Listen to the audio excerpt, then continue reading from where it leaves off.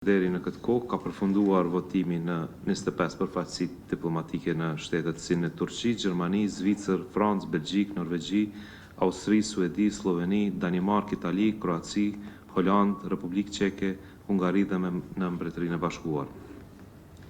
Sipas kohës lokale në Kosovë, në orën 1 pas mesnatet do të përfundoj votimi në 4 përfaqësi tjera në Shtetet e Bashkuara të Amerikës dhe Kanada.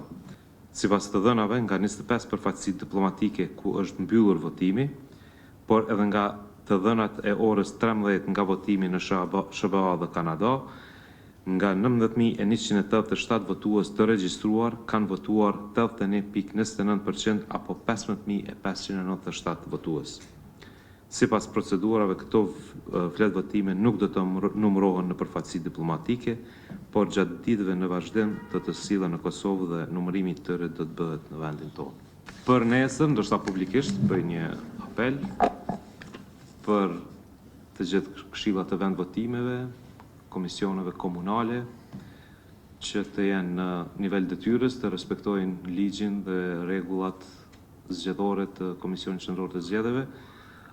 Na pret një ditë e gjatë nesër, një ditë ku duhet t'i ofrojmë qytetarëve drejtën e votës, andaj shpresojmë që të gjithë jemi në nivel të detyrës dhe të respektojmë rregullat e ligjit.